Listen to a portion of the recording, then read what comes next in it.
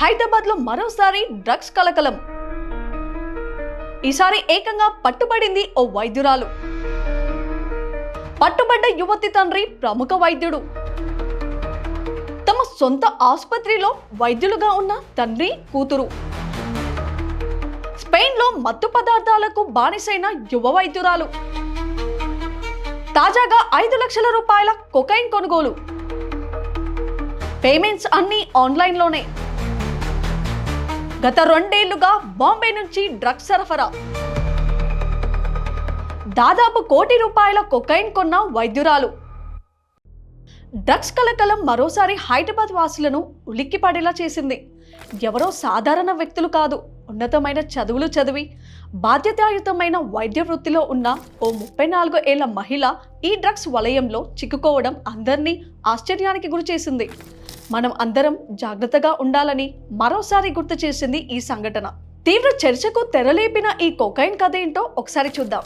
హైదరాబాద్కు చెందిన తమ సొంత ఆసుపత్రిలోనే ఓ యువతి డాక్టర్గా పనిచేస్తూ పేషెంట్స్కి ట్రీట్ చేస్తున్నారు. చెబితే మీరు నమ్మకపోవచ్చు, కానీ ఈ యువతి తండ్రి కూడా నగరంలో పేరు మోసిన వైద్యుడు. గత చాలా కాలంగా మత్తు పదార్థాలకు అలవాటు పడ్డ ఈ యువతి ఏకంగా బాంబేలోని డ్రగ్ పెడ్లర్స్ నుంచి నేరుగా హైదరాబాద్కే మత్తు పదార్థాలను తెప్పించుకుంటుంది. ఒక విధంగా చెప్పాలంటే డ్రగ్స్ని డోర్ డెలివరీ చేయించుకుంటుంది. పెళ్ళయి 2 పిల్లలుండి భర్త నుంచి విడిపోయిన ఈ డాక్టర్ గత 2 ఏళ్లుగా తన స్నేహితురాలతో కలిసి ఉంటుంది. డీజేగా పనిచేస్తున్న ఓ యువకుడు డాక్టర్ స్నేహితురాలికి బాయ్ ఫ్రెండ్. ఈ డీజే ద్వారా మత్తు పదార్థాల రొంపిలో ఆ స్నేహితురాలిద్దరూ కూరుకుపోయారు. తమ కూతురు జీవితం చిన్నాభిన్నం అవుతుందని గ్రహించిన డాక్టర్ స్నేహితురాలి తల్లిదండ్రులు తమ కూతుర్ని తమతో తీసుకెళ్లారు. ఈ ఘటన తర్వాత డాక్టర్ స్నేహితురాలు తన డీజే బాయ్ ఫ్రెండ్తో కూడా విడిపోయింది. దీంతో వైద్యురాలికి డ్రగ్స్ సప్లై చేసే చైన్ తెగిపోయింది. మత్తుమందుకి అలవాటు పడ్డ డాక్టర్ కొకైన్ కోసం కొత్త మార్గం వెతుక్కుంది. అలవాటు ప్రకారం వాట్సాప్లో ముంబైలోని డ్రగ్ పెడ్లర్స్కి కొకైన్ పంపించమని మెసేజ్ చేసి ఆన్లైన్లో పేమెంట్ కూడా చేసింది. రాయదుర్గంలోని ఓ ప్రదేశంలో కొకైన్ కోసం వైద్యురాలు కారులో వేచి ఉంది. బాలకృష్ణ అనే డ్రగ్ సప్లయర్ డాక్టర్కి కొకైన్ అందచేస్తుండగా అక్కడే కాపు కాసి ఉన్న పోలీసులు వీరిద్దరిని అదుపులోకి తీసుకున్నారు. వారిని కోర్టుకి తరలించడంతో మెజిస్ట్రేటు వారికి 14 రోజుల జ్యుడిషియల్ రిమాండ్ విధించారు. నిన్న తేదీన ఒక నమ్రత అని చెప్పి ఒక మెడికల్ ప్రాక్టీషనర్ లేడీ, తనకు తెలిసినటువంటి వంశ్ అనే ఒక వ్యక్తి ముంబైలో కొంత డ్రగ్ ఆర్డర్ చేస్తుంది. దానికి సంబంధించినటువంటి సప్లై ఇవ్వడం కోసం ఒక బాలకృష్ణ అనే ఒక వ్యక్తి వచ్చి రాయదుర్గం ఏరియాలో ఆ లేడీకి హ్యాండ్ ఓవర్ చేస్తుంటే పోలీసు వాళ్ళు ట్రాక్ చేసి పట్టుకొని వాళ్ళిద్దరి మీద కూడా కేసు రిజిస్టర్ చేసి వాళ్ళ దగ్గర నుండి ఒక ₹10,000 క్యాష్, 53 గ్రామ్స్ కోకైన్, 2 సెల్ ఫోన్లు రికవర్ చేసేసి వాళ్ళిద్దరి మీద కూడా కేసు చేసి రిమాండ్ చేయడం జరిగింది. ఫర్దర్ ఎంక్వైరీ నడుస్తుంది. ఇంతకీ ఈ కొకైన్ కథ ఎక్కడ మొదలైందంటే, స్పెయిన్లో పీజీ చేస్తున్నప్పుడు ఈ యువతి డ్రగ్స్కి అలవాటు పడినట్టు తెలుస్తుంది. ఒకసారి అలవాటు పడ్డ ప్రాణం కొకైన్ వాడకాన్ని అంత తేలిగ్గా మానుకోలేదు. హైదరాబాద్కి వచ్చాక కూడా మత్తు పదార్థాల వాడకాన్ని కొనసాగించింది ఈ యువతి. యువ వైద్యురాలుతో పాటు ఆమె స్నేహితురాలు సైతం డ్రగ్స్కి బానిసైంది. డీజేగా పనిచేస్తున్న తన స్నేహితురాలి బాయ్ ఫ్రెండ్ ఈమెకు డ్రగ్స్ సరఫరా చేయడం మొదలుపెట్టాడు. కొంతకాలానికి స్నేహితురాలి కుటుంబ సభ్యులు యువ వైద్యురాలి కారణంగానే తమ కూతురు మత్తుమందికి బానిసైందని గొడవ చేయడంతో వీరిద్దరూ విడిపోయారు.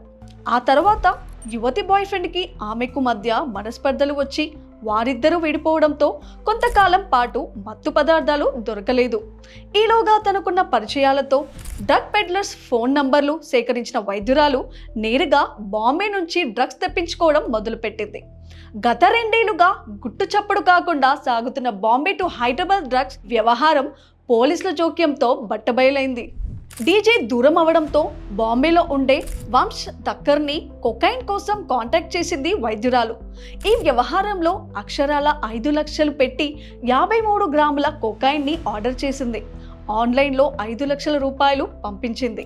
ఆమె సూచించిన విధంగానే ఫలానా నంబర్ కారు వద్దకు డ్రగ్స్ చేర్చేందుకు డ్రగ్ సప్లయర్ ఏజెంట్ బాలకృష్ణ రెడీగా ఉన్నాడు.